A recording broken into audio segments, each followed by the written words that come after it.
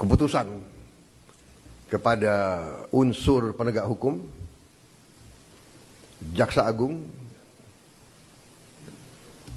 BPKP, Kapolri, dan Panglima TNI untuk menegakkan hukum dan aturan khususnya bagi perusahaan-perusahaan yang melanggar ketentuan-ketentuan pertanahan dan hutan. Ketentuan-ketentuan kita harus dipatuhi. Tidak ada yang memiliki perlakuan khusus. Bagi mereka yang sudah diberi kesempatan berkali-kali untuk menyelesaikan kewajiban-kewajibannya dan tidak melakukan, ya pemerintah akan melaksanakan kewajibannya, mencabut izin dan menguasai kembali lahan-lahan tersebut.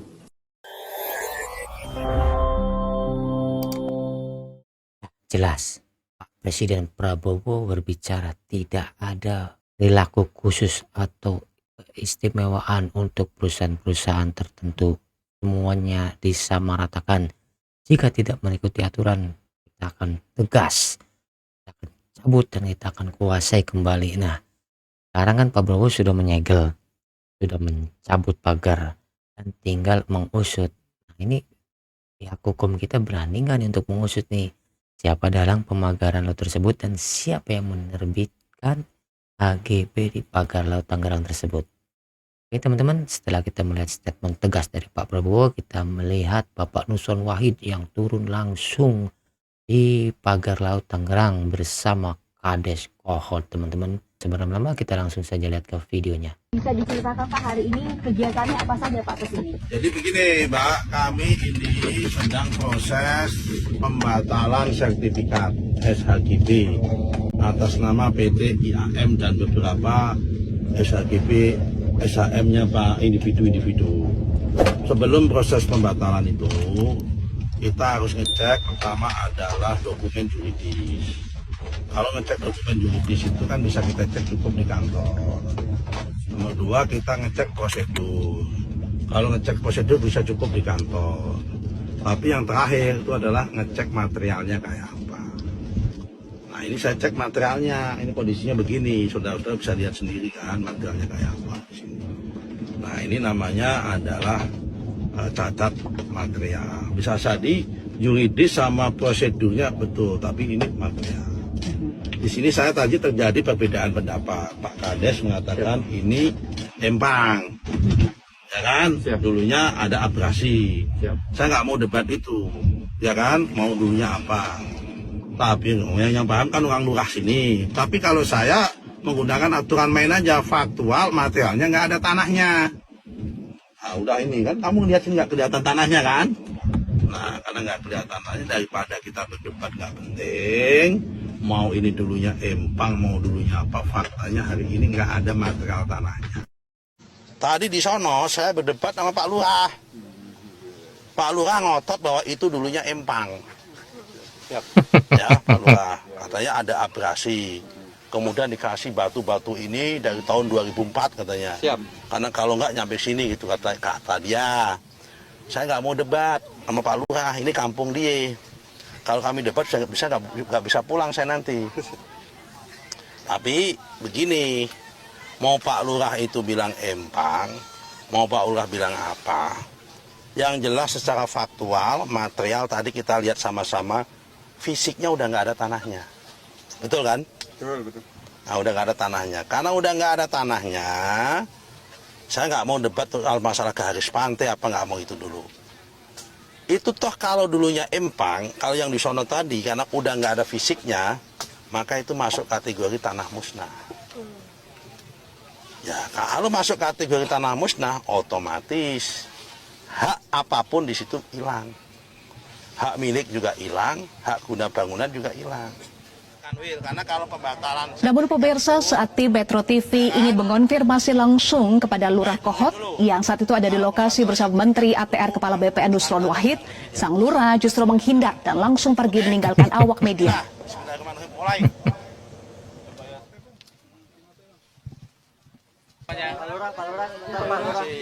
Ya, mau sholat Jumat nih, ketinggalan. Yuk, makasih semua ya. Sholat Jumat. Lurah Arsin atau Kades Arsin.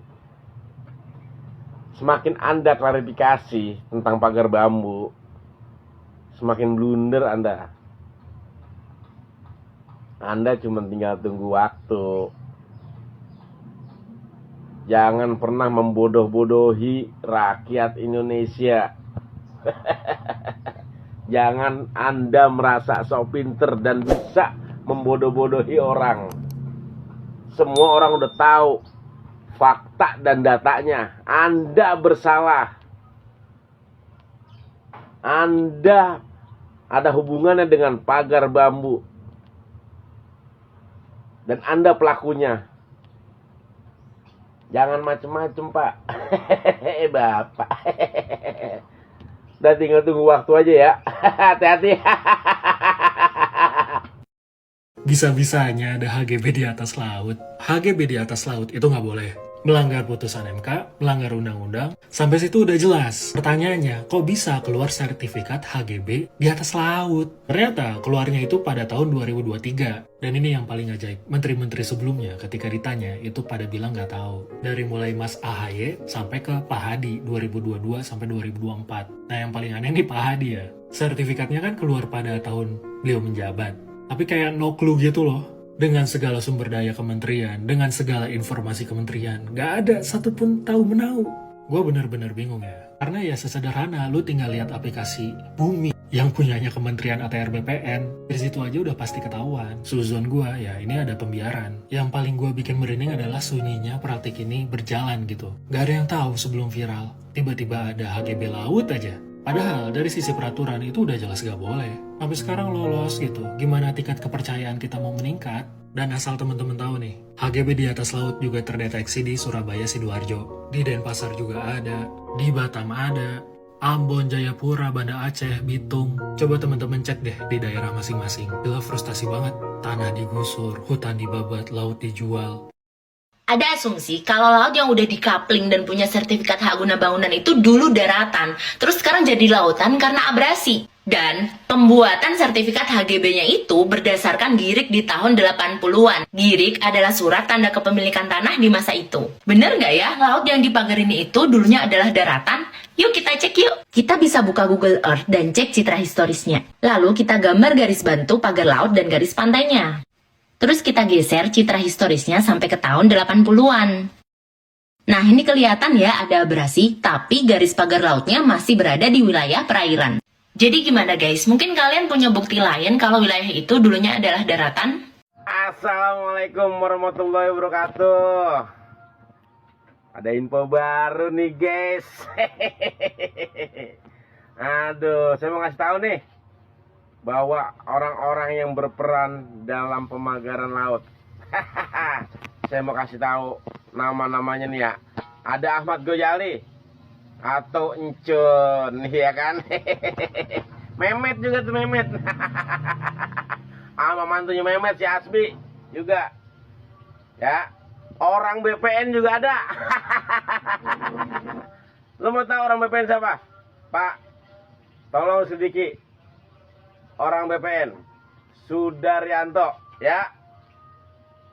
Catatannya ada sama gua. Cuma di Indonesia ada pagar laut berdiri tegak puluhan kilometer, ilegal dan dapat izin lagi. Yang ngasih izin yaitu negara. Belaga bodoh seakan-akan pagar ini datang dari laut, dari Nyi Roro Kidul. Ada teori yang bisa menjelaskan keabsurdan ini. Broken window theory yang bilang kalau kesewenang-wenangan, ketidakteraturan dibiarkan terus-menerus, dia lama-lama akan menjadi kejahatan, bahkan terorganisir. Dalam case pagar laut ini, ayo coba kita bedah. Di mana pembiarannya, di mana kesewenang-wenangannya, dan di mana letak kejahatannya. Satu soal pembiaran. Ternyata pagar laut ini udah ada hak guna bangunnya dari tahun 2023. Tapi kenapa pemerintah selama ini nggak pernah bertindak? Ya karena belum viral. Belum lagi menteri-menteri yang nggak kompak. Menteri KKP contohnya, yang terkesan defensif terhadap pagar laut ini. Seakan pura-pura nggak tahu. Tapi di satu sisi, Menteri ATR BPN malah memvalidasi kalau ternyata betul pagar-pagar laut ini punya HGB. Ini kan berarti ada yang nggak seneng ketika pagar-pagar laut ini dirobohin. Kenapa? Karena UUD, ujung-ujungnya duit. Kedua, soal penyelewengan. Putusan MK itu udah mengatakan kalau laut itu nggak boleh dikasih hak guna bangun. Laut itu diperuntukkan untuk seluruh rakyat Indonesia demi kesejahteraan, keadilan, kemakmuran, dan sebagainya. Artinya, ada suap penyuap izin dari negara kepada pebisnis-pebisnis nakal. Padahal ini apa? Inkonstitusional, abuse of power, dan UUD. Ujung-ujungnya duit lagi kan? Dan ketiga, terjadinya kejahatan terorganisir. Bukan hanya soal pagar laut loh. Korupsi izin lingkungan itu sudah sering terjadi di mana-mana. Bahkan Undang-Undang Cipta Kerja buatan Mulyono itu jadi melemahkan izin soal AMDAL. Dan yang ketiga, pagar-pagar laut ini bukan hanya berdiri tegak di Tangerang, Bekasi, bahkan sekarang ditemukan di Surabaya. Kenapa? Karena ada pembiaran dari negara terhadap pebisnis-pebisnis nakal yang pengen membangun bangunan ilegal. Politisinya yang penting dapat duit. Lagi-lagi ada suap di sana, terorganisir kejahatannya. Maka presiden yang baru perlu bisa membenarkan jendela yang rusak ini, kalau kata broken window theory. Kenapa presiden yang baru? Karena presiden yang lama adalah salah satu alasan dibalik pagar laut ini berdiri. Prabowo Subianto harus ikut dalam melawan kejahatan ini. Jangan sampai tunduk sama menteri yang menolak perintah Bapak untuk mencabut pagar-pagar laut ilegal ini. Jangan sampai tunduk hanya karena dia menteri terkaya di kabinet yang sekarang. Jangan berharap Indonesia menjadi lumbung pangan dunia. Jangan berharap Indonesia menjadi pusat perekonomian dunia. Kalau masalah pagar laut di depan mata aja tidak nampak dan tidak tuntas. Alhamdulillah. Ya. Gua baru sadar kenapa Makobrimob di PIK itu diresmiin Aguan yang natanangin dia. Setelah gue pelajarin, ternyata Brimob itu anak asuhnya James Riyadi, bagian daripada 9 cacing. Gue baru sadar ya, kenapa Brimob itu nggak tunduk dan patuh kepada presiden kita, Republik Indonesia, Bapak Prabowo. Tunduknya malah sama si Aguan. Ternyata anak buahnya daripada James Riyadi.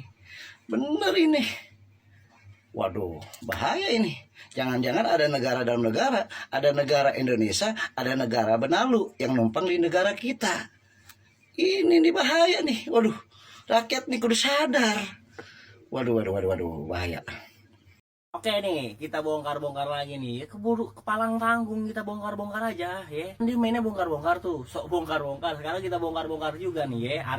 Arif, Coki, Batman Power ya. Yang duanya menggosok gua nih dan receh. Lu dengar nih semua. Kalau di kasus PIK 2 dan PSN itu mereka mengatasnamakan masyarakat ya, untuk kesejahteraan masyarakat. It's bullshit nih, gua kasih tahu sama lu. Ini siapa? Ini kan Arif atau Batman Power. Ini siapa? Bosnya Bestari Barus. Ini siapa? Ini Batavia ya. Lu tahu sekarang. Dan di atasnya Bestari Barus itu ada lagi namanya ini Prasetyo Edi. Siapakah Prasetyo Edi itu yang menjadi atasan mereka atau orang yang selalu mereka ikutilah waktu Pilkada Jakarta mendukung Pram Rano. Ini mereka lagi merayakan lah ceritanya kemenangan Rano Karno. Prasetyo Edi itu adalah ketua DPRD dari partai, ya lu tahu sendiri partainya apa. Gua nggak mau ngomong partainya, tapi dia adalah ketua DPRD yang dimana lu harus tahu ini. Dan ini lu harus tahu ini. Rekaman ungkap dugaan Prasetyo Edi Marsudi jadi perantara suap pengembang. Pengembang apa? Lu tahu? Pengembang proyek reklamasi ya, yang sempat diberhentikan oleh Pak Anies Rashid Baswedan. Kenapa dia lakukan itu? Ini dia. Aguan akui bahas NJOP tanah reklamasi dengan Prasetyo Edi. Dan di sini Aguan juga mengakui kedekatannya dengan Ketua DPRD DKI Prasetyo Edi Marsudi. Jadi kalau di kasus PIK dan PSN, DPRD-nya itu berpihak ke Aguan udah jelas, karena di Jakarta juga begitu. Ya, dan lu tahu kenapa Prasetyo Edi itu mau ngikutin Aguan? Karena ini dia, Prasetyo Edi tuh bilang dia pernah menjadi anak buahnya Pak Aguan. Jadi gue nggak perlu jelasin, lu urutin aja dari awal pertama video gue sampai terakhir, pasti lu bakal nyambung tuh maksud dan tujuannya apa. Kenapa 4 hama itu membela Aguan? Ya udah jelas lah, ya kan? Udah jelas. 4 hama itu di bawah naungan Bestari Barus. Bestari Barus punya atasan lagi bernama Prasetyo Edi. Prasetyo Edi ada kaitannya dengan Aguan. Itu dia. Kenapa 4 hama itu membela Aguan di proyek PSN? Ini bongkar namanya, ya bongkar. Ya itulah teman-teman, terkadang netizen kita ini lebih pintar daripada intel negara kita teman-teman. Yang tadinya kita nggak tahu jadi tahu dari netizen. Ya no, viral menjastip memang di Indonesia ini teman-teman ya. Ya pada intinya teman-teman, pagar laut sudah disegel dan sudah dicabut sekarang oleh TNI Angkatan Laut, dan tinggal diusut siapa dalang di balik pemasangan pagar laut di Tangerang tersebut teman-teman. Dan sekarang sudah dibatalkan juga sertifikat HGB Laut Tangerang itu, dan saya melihat bahwa ATR BPN Nusron Wahid ini bersama Ardes Arsin. Aduh, nampaknya Ardes Arsin ini mukanya pucat teman-teman, cemas. Sampai ketika didatangin wartawan dia alasannya mau sholat Jumat, nggak mau ngasih jawaban satu kata pun. Ya teman-teman, gimana pendapat kalian? Tuliskan di kolom komentar. Jangan lupa like, komen, dan subscribe. Nyalakan lonceng notifikasinya. Salam netral. Assalamualaikum.